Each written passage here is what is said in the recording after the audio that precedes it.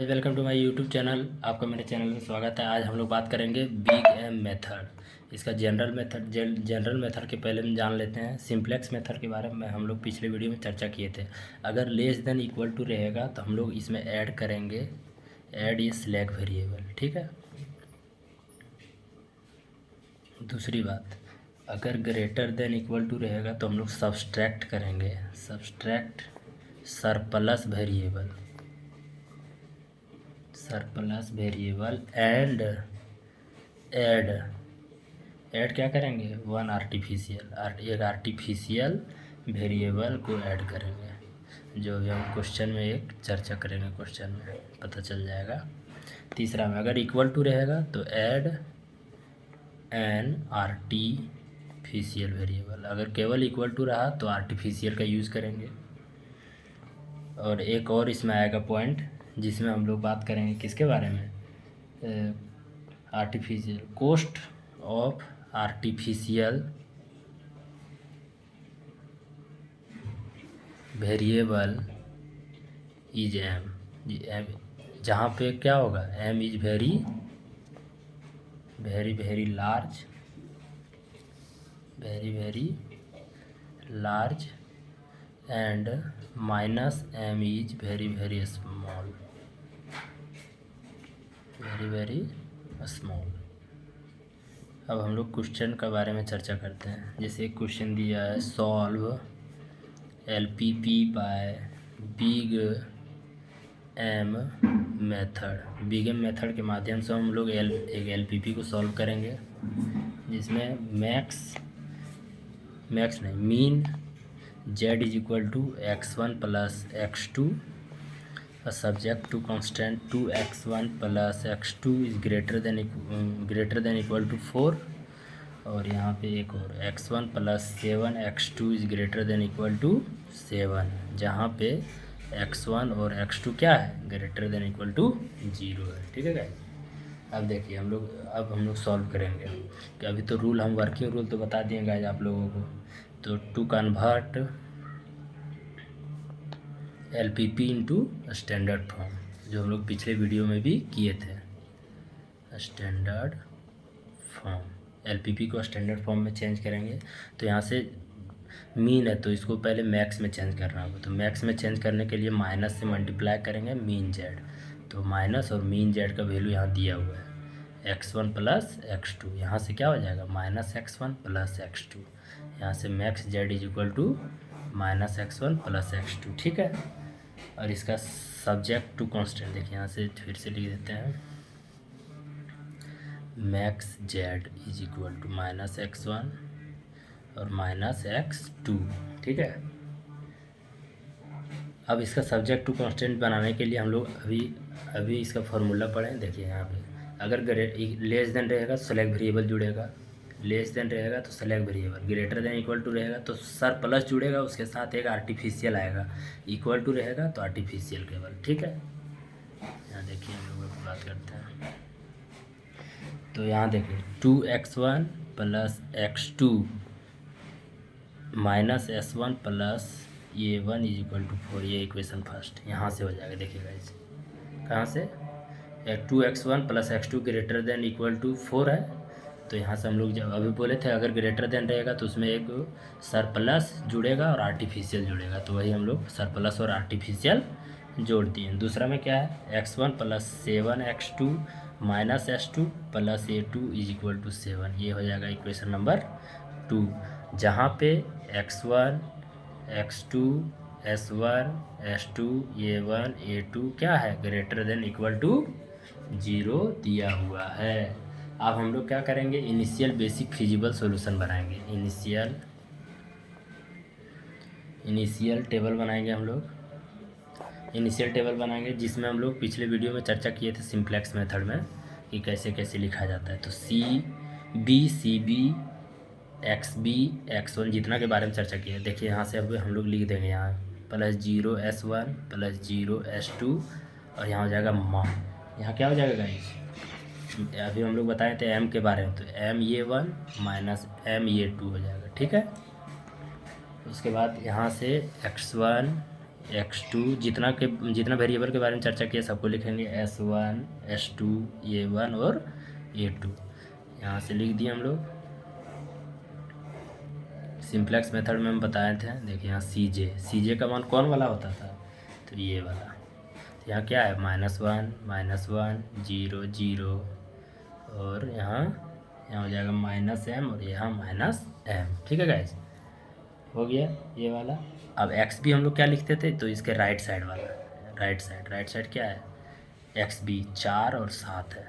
अब इसके corresponding element को लिखेंगे, ये इसका वेरिएबल लिखेंगे, तो यहाँ जाएगा 2 1 -1, यहाँ पे 0, यहाँ पे 1, यहाँ पे 0। ठीक है, यहाँ से हो जाएगा 1 7, यहाँ 0, यहाँ -1, यहाँ 0 और यहाँ 1।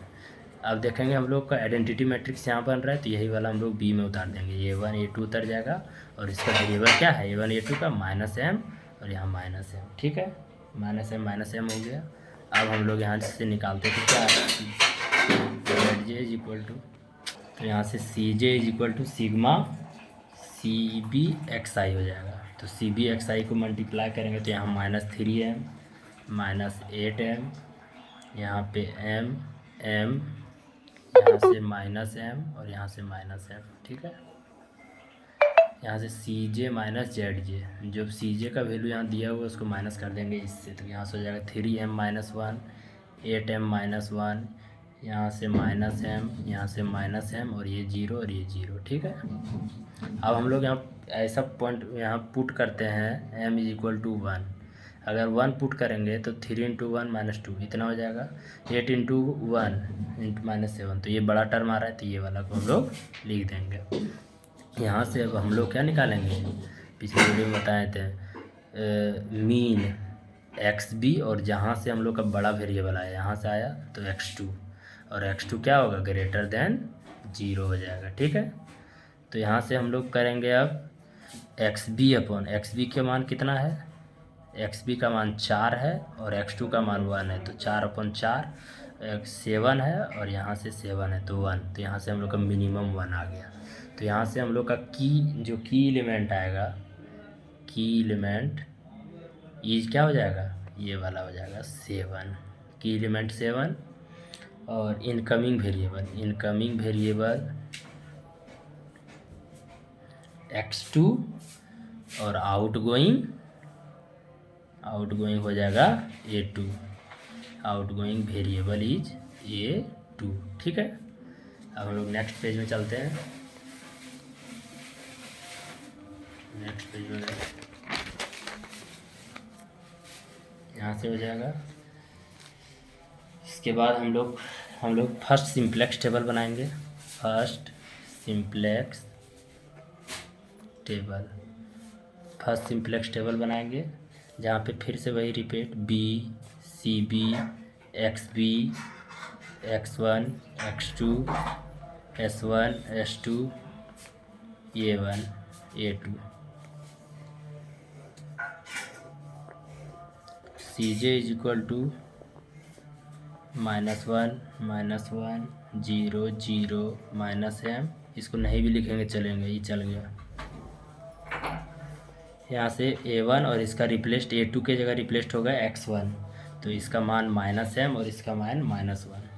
अब हम लोग क्या करेंगे, पीछे वाले जाके इसको 1 बनाएंगे। देखिए ये वाला एलिमेंट को 1 बनाएंगे, तो किससे डिवाइड करेंगे जो 1 बन जाएगा, तो 7 से डिवाइड करेंगे तो 1 बन जाएगा, तो हम लोग इसको 1 बनाएंगे। तो 1 बनाने के लिए हमको क्या करना पड़ेगा, 7 से डिवाइड करना पड़ेगा, तो ये 1 हो जाएगा, ये 1/7 हो जाएगा, ये 1 हो जाएगा, ये 0, ये -1/7 और ये 0। ठीक है, अब इसके माध्यम से, अब ये जो आया इसके माध्यम से इसको 0 बनाना है, तो इसमें क्या मल्टीप्लाई करेंगे, 0 बन जाएगा। ठीक है, तो सबसे पहले हम लोग पुराना टर्म को लिख लेंगे, रफ पेज में दिखाते हैं गाइस। देखिए यहाँ से रफ पेज में पहले हम लोग पुराना टर्म को लिखेंगे, यहाँ से 4 2 1 -1 0 1 और 0। ठीक है, ये 2 का मान नहीं है तो इसको नहीं लेंगे। यहाँ से देखिए फिर से अब नया वेरिएबल को हम लोग लिखेंगे, तो यहाँ से 1, ये 1/7, ये 1, ये 0, ये -1/7 और ये 0। अब इसमें क्या करेंगे, जो 0 आ जाएगा तो घटा देंगे, तो 1, ये हो जाएगा +1/7, ये -1, ये 0। 2 में से -1/7 करेंगे तो कितना हो जाएगा, हो जाएगा 13/7। ठीक है गाइज, यहाँ से 13/7 हो जाएगा। 2 - 1/7 डैट इज़ 7 दूनी 14, 14 - 1 13/7 और ये हो जाएगा 3। अब यही वाला हम लोग यहाँ लिख देंगे। तो यहाँ से हम लोग क्या लिखेंगे, 3 13/7, यहाँ हो जाएगा 0, यहाँ -1, यहाँ 1/7 और यहाँ 1। फिर से वही टर्म हम लोग रिपीट करेंगे, ZJ = sigma CB × XI। CB × XI multiply करेंगे तो यहाँ से हम लोग का -13m - 1/7, यहाँ -1, यहाँ m, यहाँ पे 1 - m/7 और यहाँ -m। ठीक है, CJ - ZJ करेंगे। CJ - ZJ आ जाएगा 13m - 6/7, 0 -m, m - 1/7 और 0।